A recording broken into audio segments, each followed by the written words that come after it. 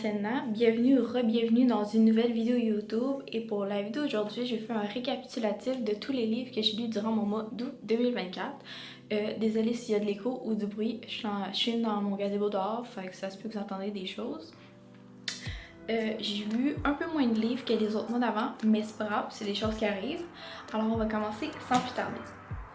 Donc, le premier livre que j'ai lu, c'est La conscience de soi de Gilles Sénécal. C'est un livre que j'ai pris dans une boîte à lecture, puis que le titre m'a tout de suite interpellée. Sincèrement, c'est une petite lecture, c'est beaucoup d'informations, c'est divisé en chapitres. Je vous dirais que ça parle beaucoup de comment réussir sa vie, comment se connaître un peu plus soi-même pour être en mesure de mieux vivre dans nos vies. C'est très informatif, c'est pour ça que je l'ai lu sur une plus longue durée, mais tout de même très intéressant. J'ai donné 2 étoiles.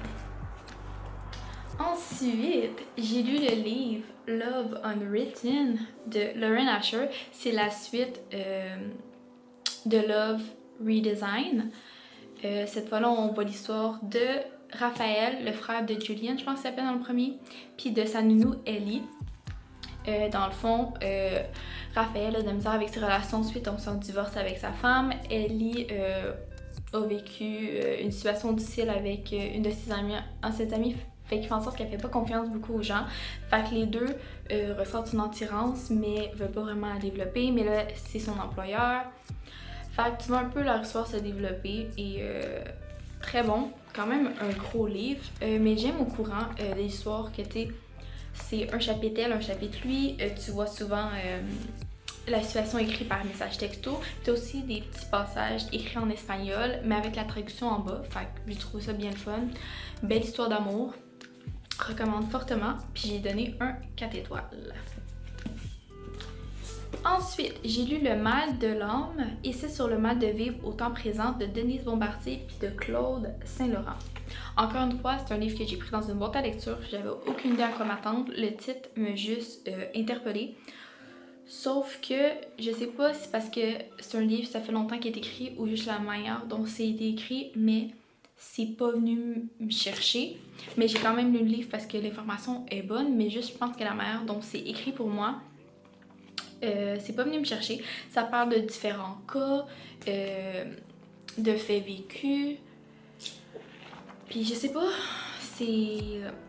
Mais en tout cas, les sujets là-dedans sont très intéressants, mais moi, c'est juste pas venu me chercher. Puis j'ai trouvé la lecture un peu longue, mais je suis tout de même très contente de l'avoir lu parce que ça m'a appris plein de choses. Donc, 1 étoile. Ensuite, j'ai lu un livre qui était dans ma to be read pile depuis, je pense, 2 ans. C'est The Psychology of Money de Morgan Housel. C'est un livre différent de ceux que j'ai lus à propos de l'argent, de la finance. Ce livre-là, c'est vraiment sur la manière dont tu penses. Fait que tout le monde, quand on parle finance, on a un différent mindset de pourquoi on veut économiser. Puis souvent, on va voir des gens qui vont avoir un système qui pour eux autres vont marcher, puis on va être jaloux parce que les autres ça marche, mais que pour nous, même si on l'essaye, ça marchera peut-être pas parce qu'on n'a pas un objectif qui va peut-être aller dans la même direction. Fait que c'est vraiment de... Oui, peut-être tu veux une formule, mais pensez à qu'est-ce que moi je veux, sur quelle durée, c'est quoi mes buts, pourquoi je veux faire ça, c'est quoi mes projets. Puis vraiment s'informer, puis prendre le temps de savoir qu'est-ce qu'on veut réellement. Puis ça parle aussi de tout ce qui s'est passé à travers le temps, les crises financières, mais c'est beaucoup situé aux États-Unis. Ce qui m'a pas un moins interpellée, là, mais tout de même, c'est un livre que comme je devrais lire comme 1 fois par année parce que c'est le fun. Ça t'apprend beaucoup de choses, c'est toujours le fun de revoir la manière dont tu penses. Enfin bref, bien aimé le livre et j'ai donné 3 étoiles. Ensuite, j'ai continué la série de Chrissy et de Becca Ritchie. C'est le 3e livre qui est Addicted for Now. Donc on continue l'histoire de Lily Calloway puis de Lauren. Comment ça s'appelle son nom de famille? Lauren Hill. Donc Lauren est sortie de son... comment dire? De sa désintox. Puis il va revivre avec Lily les deux. Fait que les deux doivent cohabiter ensemble. Fait que c'est un peu difficile. Lui, son addiction avec l'alcool, il cope un peu mieux avec, sauf que Lily, elle, son addiction au sexe, c'est un peu plus difficile à vivre, mais les deux s'entraident, sont bien entourés de leurs amis, la famille, c'est un peu plus difficile. Puis il se passe des choses qui font en sorte que ça les challenge beaucoup, ça remet en question toutes leurs amitiés, puis il y a des secrets de famille qui sortent, il y a des scandales, bref. Ça a été long à lire parce que, comme je dis, c'est des sujets qui sont importants, l'addiction. Fait que ça me prend un peu plus longtemps à lire, mais tout de même, j'ai adoré leurs histoires. J'aime encore comment c'est écrit. Puis c'est divisé comme en parties, fait que tu sais, l'histoire du début pour avoir plus en contexte, puis après ça change un peu, puis on continue dans le temps, en tout cas bref. Bien apprécié, j'ai donné un 3 étoiles, puis j'ai bien hâte de continuer les autres livres pour voir l'histoire qui continue. Ensuite, on a A Thousand Broken Pieces de Tillie Cole, excusez-moi. C'est comme un peu une suite de A Thousand Boy Kisses. Fait que dans ce livre-là, c'est 4 ans plus tard, on voit, comment qu'elle s'appelle? Savannah, la sœur de Poppy, qui 4 ans plus tard a toujours de la misère à cope avec la perte de sa sœur, qui a plus vraiment envie de vivre. Puis ses parents, ça les inquiète, fait qu'ils envoient leur fille dans une retraite un peu spirituelle pour les gens qui ont de la misère à traverser un chagrin.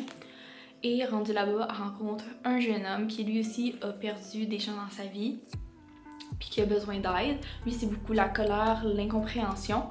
Et ils sont entourés de jeunes qui, tous eux aussi, ont perdu des gens de manière différente, qui sont là pour aller mieux. Puis c'est comme une connexion fusionnelle qu'ils ont entre les deux. Ils s'aident mutuellement, mais il faut aussi penser que chacun a leur chemin à faire eux-mêmes vers la guérison. C'est une belle histoire, t'as des beaux passages, des quotes vraiment meaningful. Puis ça me refait repenser un peu de la manière dont je vois la vie après la mort, la vie en général. J'ai adoré, j'ai eu les yeux pleins d'eau, j'ai pas pleuré, mais j'ai eu les yeux pleins d'eau, ce qui en dit beaucoup sur moi. Et pour ce livre-là, je pense que j'ai donné un 4 étoiles. Puis j'aurais aimé ça, voir un peu aussi l'histoire de la dernière sœur, parce qu'ils sont 3 sœurs, puis on n'a pas touché là. Mais malheureusement, encore ce jour, j'ai rien vu quand je suis allée voir sur Amazon, fait que je croise les doigts. Une fille peut rêver, donc beaucoup aimé ce livre-là. Et le dernier livre, et non le moindre. Et ça, là, sincèrement, je pense que dans toute l'année 2024, c'est la série de livres que j'ai le plus apprécié. Et c'est le dernier de Fall With Me de Beck Mac. C'est une série qui suit des joueurs de hockey qui ont leur histoire d'amour, toute une différente que les autres. J'ai lu les 3 premiers, c'était des 5 étoiles, je les ai adorés. C'est des livres smut, très explicites, beaucoup de scènes de sexe. Mais je sais pas pourquoi, je sais pas si c'est la manière dont l'auteur écrit les livres, mais j'adore la manière dont les histoires sont écrites, surtout que comme c'est des gars qui tombent en amour, tout le temps en premier, c'est juste incroyable. Fait que dans ce livre-là, c'est l'histoire de Jackson, la nouvelle recrue de l'équipe de hockey les Vipers de Vancouver, et de Lennon, la nouvelle photographe, elle aussi. Les deux se rencontrent à Cabo et ont un coup d'un soir. Ils pensent jamais se revoir, mais ils ont comme eu une petite connexion. Au final, quand ils reviennent, les deux se rendent compte qu'ils travaillent pour la même équipe. Et ça marche comme pas. Ils saillissent, pas qu'ils saillissent, mais comme ils font comme s'ils s'aimaient pas. Au final, il y a une péripétie qui arrive qui fait en sorte que Lennon doit aller vivre avec Jackson pendant une durée de temps. Puis c'est vraiment en cohabitant ensemble que comme ils développent leur relation amour-haine, que Jackson fait tellement des actions sweet de boyfriend material, mais c'est comme un peu le playboy de l'équipe. Il veut pas se mettre en couple, mais t'sais, les 3 gars avant, ils disaient la même affaire. C'était des playboys, ils se mettront jamais en couple, là, ils sont en couple avec des familles et des enfants. Fait que tu vois le soir se développer, c'est vraiment beau, c'est vraiment le fun. T'as plein de hauts et de bas, mais comme si tout est vrai, tout est... Je sais pas comment l'expliquer, puis j'ai adoré. J'ai eu les os plein d'heures plusieurs fois à cause de l'esprit de famille, l'esprit d'équipe, le fait que comme ça, parce que t'es nouveau, que tu peux pas faire partie de la famille, puis que genre, faut oublier ton idée que genre, on va te remplacer comme ça. Fait que bref, c'était beau. Puis à la fin, j'ai pleuré. Les larmes ont coulé tout seul tellement que c'était beau, puis que j'étais triste, je pense, de comme les laisser partir, puis de comme terminer leur histoire, mais ça là, c'est un livre puis une série que genre je vais recommencer fortement. Donc, j'ai donné of course un 5 étoiles. Et je le recommande vraiment, vraiment beaucoup. Et si parmi vous, vous lisez des livres qui sont dans le même style, s'il vous plaît, écrivez-les-moi en commentaire parce que comme j'en veux plus, j'en ai besoin de plus. Mais bref, c'est tous les livres que j'ai lus durant mon mois d'août. Puis là, je lui ai dit au début que à ce jour, j'ai accompli mon objectif de livre de 24 livres depuis longtemps. Et là, je suis rendue à 63 et j'aimerais ça me rendre à 100. Même si je me rends pas en 100, c'est pas grave, mais c'est juste un objectif qui est le fun. Et je voudrais que l'année passée, j'ai lu 69 livres. Fait que déjà là, si je dépasse l'objectif de l'année passée, c'est un high five for me. Si vous voulez voir tous les livres que je lis durant l'année, je vous invite à aller voir mon Goodreads. J'ai mis le lien en description de vidéo. Sinon, merci d'avoir regardé la vidéo jusqu'à la fin, c'est très apprécié. Je vous invite à me laisser un j'aime, à commenter la vidéo, à vous abonner à ma chaîne, à cliquer sur la sonnette de notification pour être notifié à toutes les fois que je publie une vidéo sur ma chaîne YouTube. Sinon, je vous dis à dans une prochaine vidéo. Mouah.